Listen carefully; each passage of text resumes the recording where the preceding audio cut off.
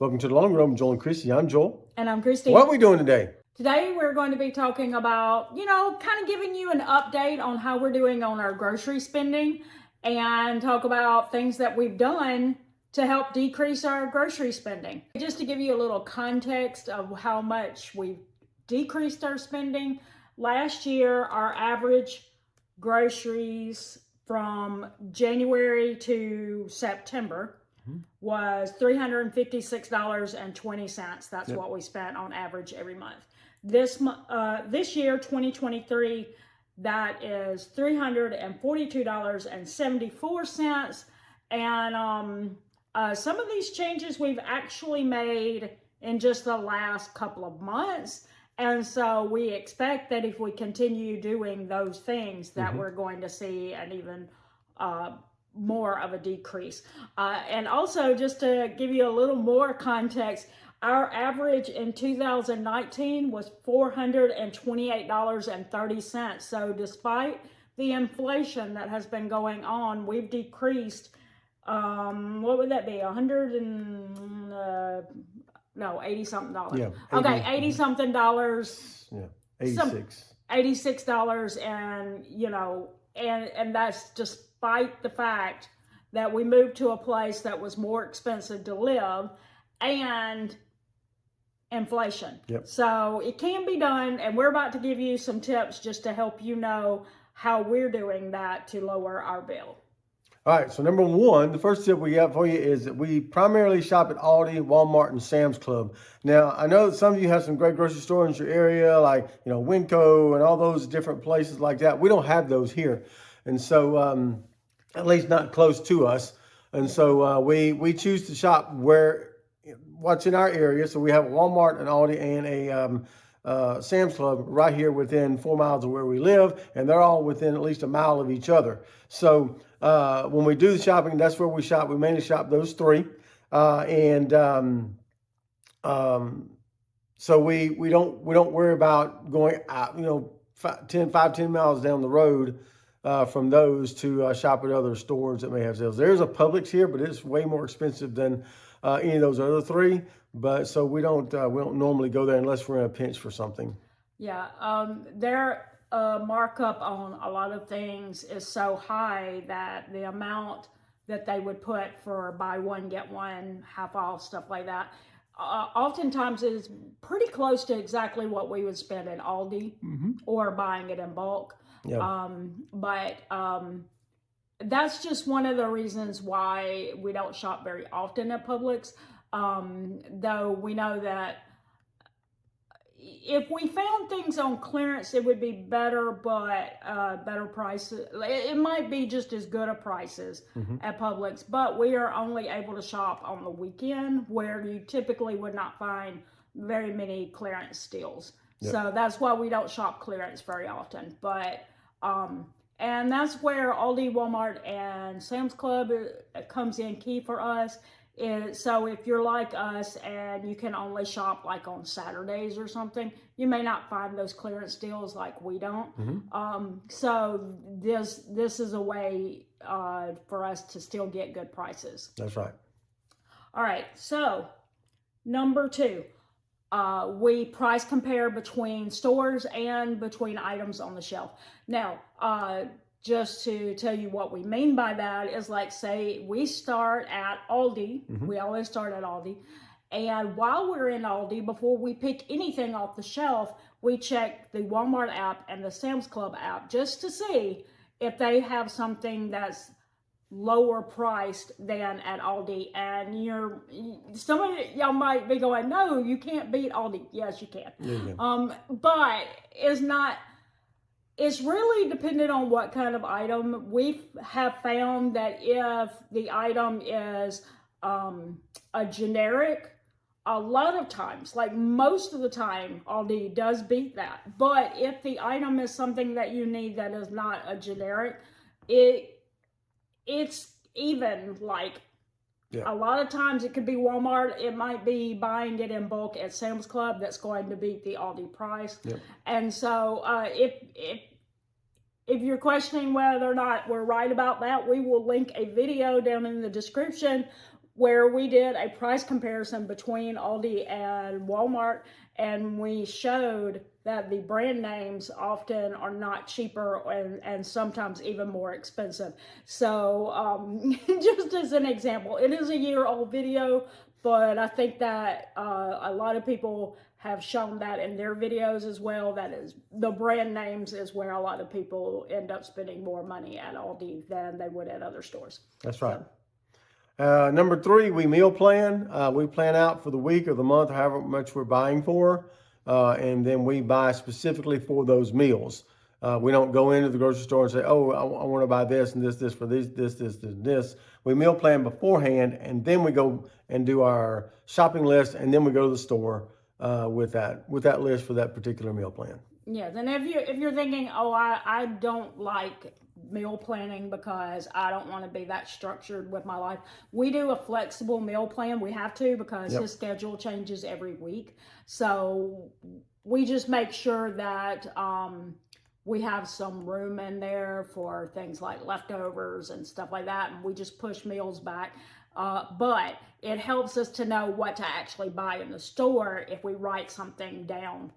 Correct. I'm not going to say on paper, because if you watch us, you know I use a computer. But we do put meals down with intent, because if we put the meals down with intent, then we know exactly what to buy and what to be careful not to duplicate. That's right. So in conjunction with this is the 4th one, in conjunction with the meal plan is also we front load fresh produce and backload frozen. Now, what I mean by that is, say we were doing a 1 week meal plan, which we do 1 month, but if we were doing a 1 week meal plan, I would plan the first couple of days of the week, I would have fresh produce recipes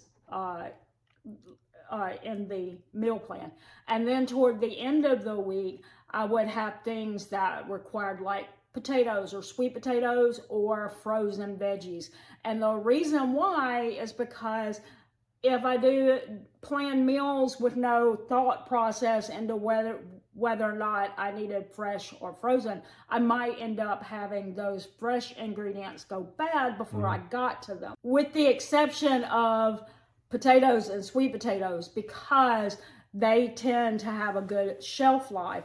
But other than that, most things that you might buy, you might have it go bad before you got to it, like broccoli or green beans or anything like that. All right, so number 5, we shop our freezer first, then the pantry, and then the fridge, and we inventory our freezer every week, see how much meat we have in there and the things we have in the frozen section, and then we also inventory the pantry, see what we have in there as far as spices and cans of things that we need, and then the fridge comes last, and that's the way we shop. That's why we keep it low. Yep. And my reason for saying we start with the freezer is because the freezer tends to hold your most expensive ingredients. And if you are meal planning off the most expensive ones, then you're making the most of the thing that's costing you the most money. Yep. So, you know, like, because you might have meats in there. Also, we tend to, like, if we have food that we're not going to get to in a timely manner, I might throw that in the freezer to bring it out in a month or so. Well, if I didn't pay attention to that first, I might be sitting there making meal plans and forgetting about the stuff that is a standalone meal all by itself that doesn't have to have any other ingredients. So I always make sure that the freezer is the first one when I'm looking at stuff. Again, we can link our last meal plan with us video so that you can see how I started at the freezer and why I did. So it was a good example of what I'm saying. 6, we use rebate apps. Yeah, it's a good way to save money, but we use them sparingly. And what I mean by that is that I don't go through the rebate apps making a list of a bunch of stuff that I didn't even plan to use just to get a rebate. For instance, if you tend to eat, not normally eat a lot of snacks, but you look at a rebate app and it's got like 20 rebates just for chips and cookies and stuff, why buy that? If you don't normally eat that way, why would you purposely use that rebate just so that you could get a couple of dollars back from it? So instead, we make our meal plan, our ingredient list, and then I will look at the rebate apps and see if there's any rebates for the stuff that I was going to buy anyway. And then I click them off because I don't want to buy something just to get some money. That's right. Okay. Number 7, we're continuing to learn how to make things from scratch instead of buying the prepackaged versions. You've seen some of those videos we put up, like the cream chicken soup. We do chicken broth at home. We do barbecue sauce, homemade barbecue sauce. All those things that we do to make sure we control the ingredient content in it as far as sodium, things like that. And then we can also usually make it cheaper. We make our own homemade vanilla extract, which is a little cheaper than buying it in the stores. So a lot of things that we do make at home so we don't have to buy the prepackaged variety. Yeah. We have found that if it's something that doesn't take a lot of effort to make it, then why buy it already done with the sodium and stuff added into it?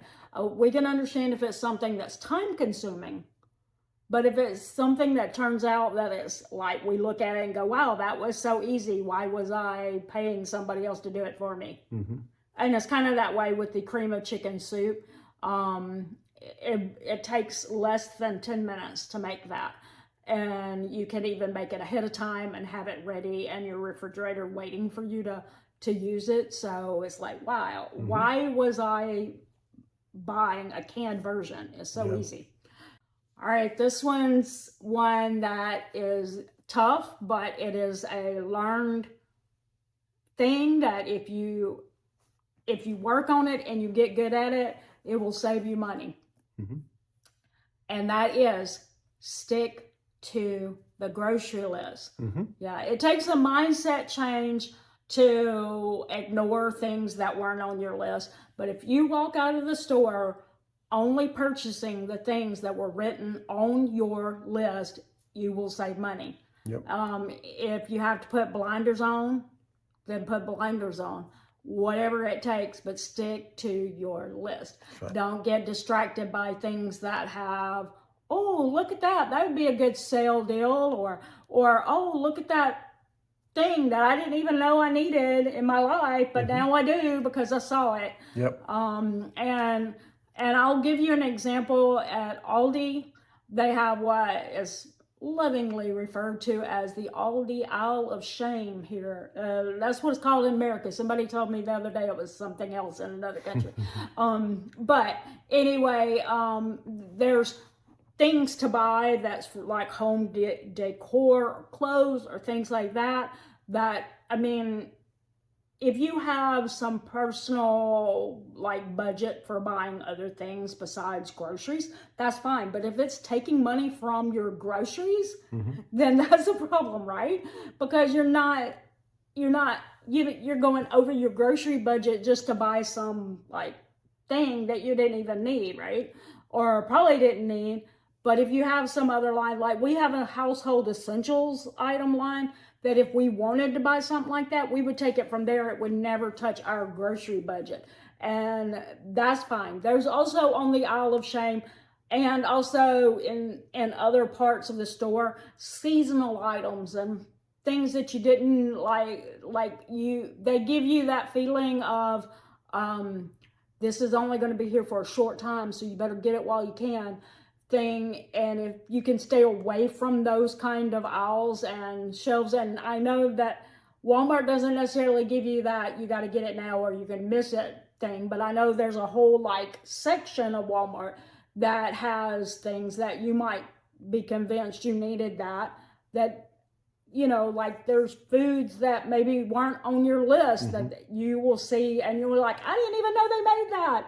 Like, you have to think to yourself, do I really want to go over my grocery budget just for this thing I didn't even know existed? Yep. So be very careful with that and stick to your grocery list. That has been a huge mindset change for us that really helped. That's right. Number 9, we have decreased some of our spending. There are some things that we used to buy that we don't buy anymore. If you notice, if you saw our grocery hauls in the very beginning, up until maybe about a year ago, I bought Cheetos on pretty much every grocery haul that we had. It was something that you guys would actually pick out in the grocery haul, and if you didn't see them, you'd ask why they weren't in there. Well, about, I don't know, 6 months to a year ago, I think I quit buying them. No reason in particular. I think we went on a trip and I had some on the trip and I had some extras and I just didn't buy those. We had the little snack bags.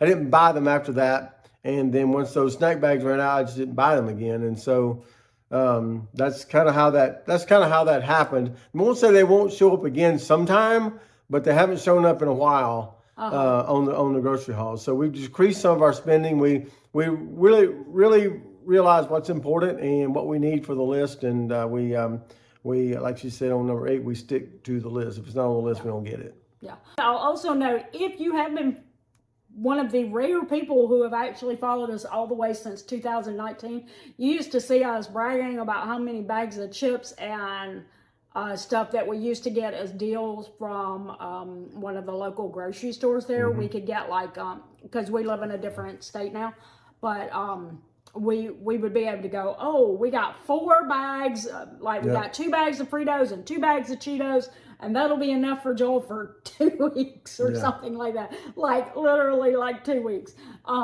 Anyway, we don't get into those kind of deals anymore because it's literally talking us into buying food that we have found that we just don't really need that much of, right?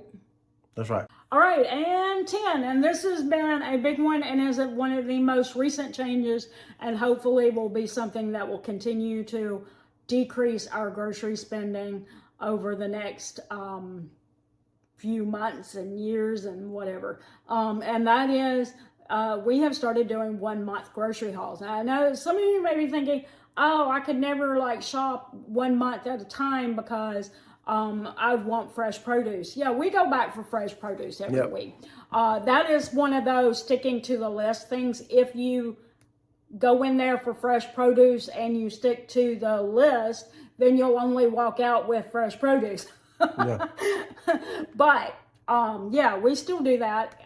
But the 1-month hauls, it helps us know exactly what to buy. I'm like, again, check out the videos.